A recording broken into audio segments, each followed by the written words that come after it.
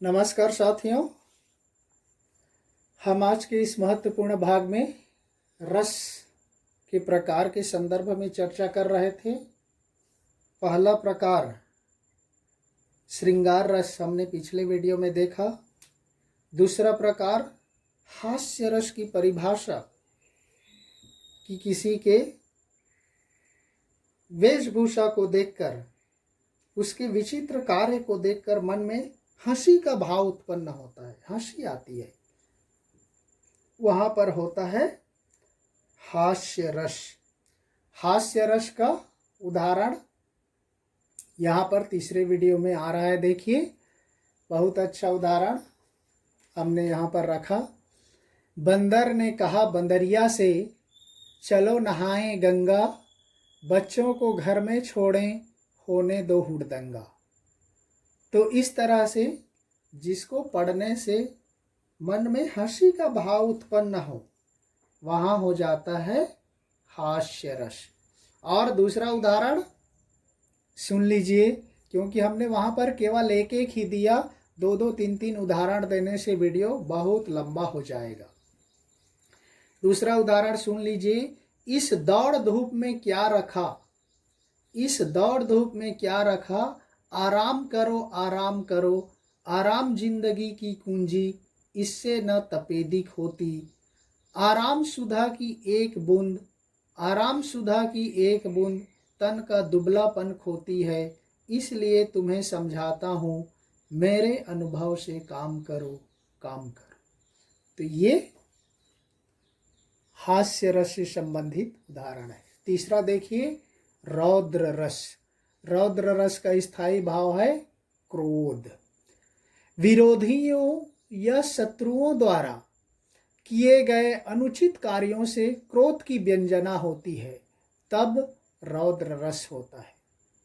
विरोधियों या शत्रुओं के द्वारा जो गलत कार्य किया जाता है, उस गलत कार्यों से व्यक्ति के मन में क्रोध की उत्पत्ति होती है और तब वह रौद्र रस होता है।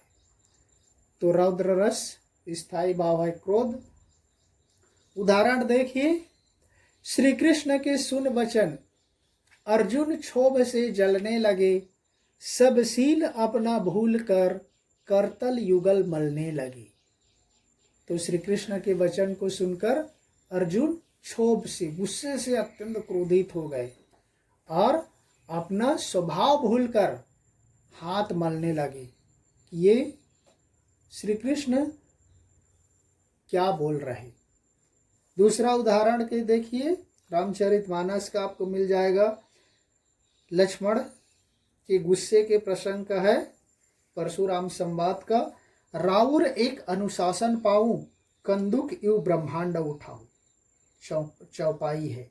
राउर एक अनुशासन पाऊं, कंदुक यू ब्रह्मांड उठाऊं। अपने वह बोलते परशुराम को कि अपने बड़े भाई की एक आज्ञा पा जाऊं, इस धरती को क्या, पूरे ब्रह्मांड को एक गेंद की तरह उठाऊं और उसको फोड़ डालूं, ऐसा वह क्रोधित होकर के कहते हैं। तो यहाँ पर यह है और है, कहा कैकेयी ने, सक्रोध दूर हो दूर, अभी निर्बोध, सामने से हट, अधिक न बोल, द्विजिह्वे रस में विष मत घोल। तो इस तरह से और कई अन्य उदाहरण हैं। हमने सरल उदाहरण प्रस्तुत करने का प्रयास किया। नेक्स्ट चौथा है भयानक रस। भयानक रस का स्थायी भाव है भय। देखिए, जहाँ भय उत्पन्न करने वाली वस्तुओं या व्यक्तियों का वर्णन होता है, वहाँ भयानक रस होता है। जहाँ पर भय उत्पन्न करने वाली वस्तुओं या व्यक्तियों का वर्णन होता है, वहाँ भयानक रस होता है। उदाहरण देखिए, किस तरह से भय आप समझ गए होंगे, डर का भाव। उदाहरण देखिए, एक ओर अजगर ही लखी, एक ओर मृगराय, विकल बटो ही बीच ही, परियो मूर्छा खाए। मान लो कोई जंगल के रास्ते से गुजर रहा है और सामने अजगर दिखाई दे, बड़ा सा अजगर जो आपके ऊपर गिरे तो फिर आपका बचना संभव नहीं है। दूसरी ओर मृगराय, पर्यायवाची में हम आपको बताएंगे इसका, शेर का पर्यायवाची है मृगराय। दूसरी तरफ शेर देख रहा है आपको, तो ऐसी स्थिति में वह रास्ता चलने वाला बीच में ही मूर्छा खाकर गिर जाता है। उसी को कहते हैं ना मुहावरे में, एक और कुआं एक और खाई, मतलब कहीं भी हो आपका ही नुकसान होगा। तो इस तरह से भयानक रस का उदाहरण है साथियों। अब इसमें दूसरा भी आपको देख सकते, उधर गरजती सिंधु लहरियां, उधर गरजती सिंधु लहरियां, कुटिल काल के जालों सी, चली आ रही फेन उगलती, चली आ रही फेन उगलती, फन फैलाए ब्यालों सी। ये इस तरह से और उदाहरण भी है, लेकिन हमने सरल उदाहरण देने का प्रयास किया। नेक्स्ट में हम अगले प्रकार में देखेंगे। पांचवा रस, वीर रस।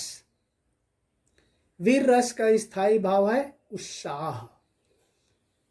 और देखिए क्या है, जहां किसी व्यक्ति के उत्साह या उमंग का वर्णन हो, जहां किसी व्यक्ति के उत्साह या उमंग का वर्णन हो, वहां वीर रस होता है। जैसे वीर तुम बढ़े चलो, धीर तुम बढ़े चलो, सामने पहाड़ हो कि सिंह की दहाड़ हो, तुम कभी रुको नहीं, तुम कभी झुको नहीं। ये वीर रस का उदाहरण है साथियों।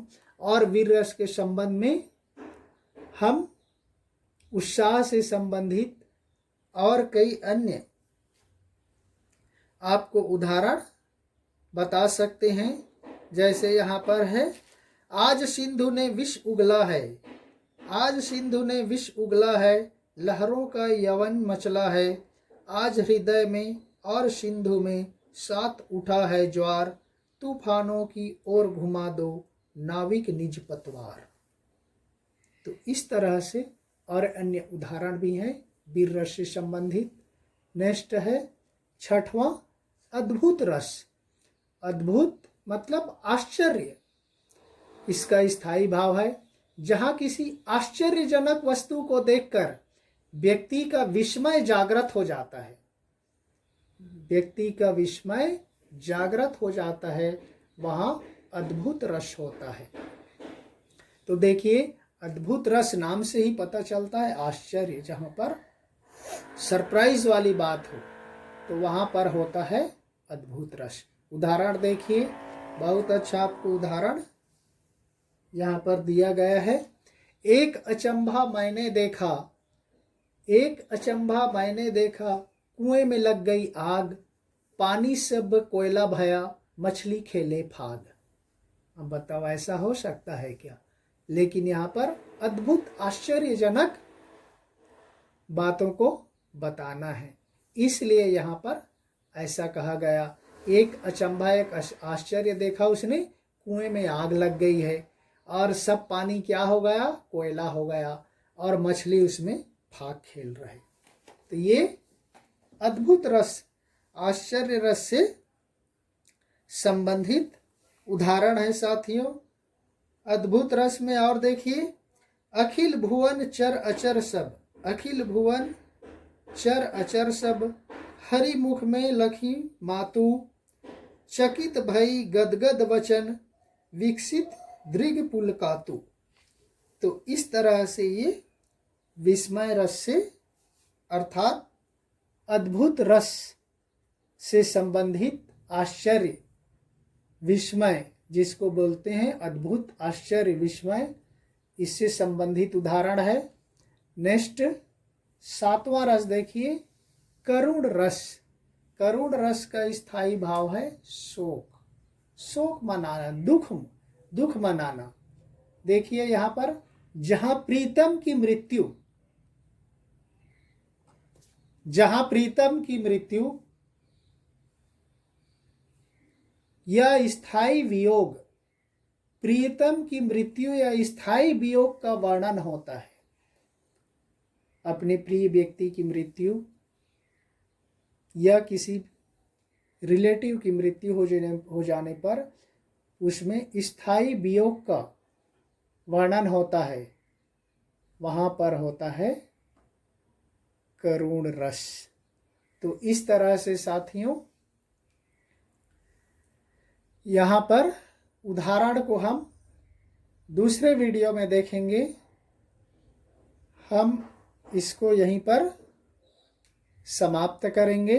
अब आपके सामने केवल 3 रह गए और उसमें से है विभत्स रस, शांत रस और वात्सल्य रस।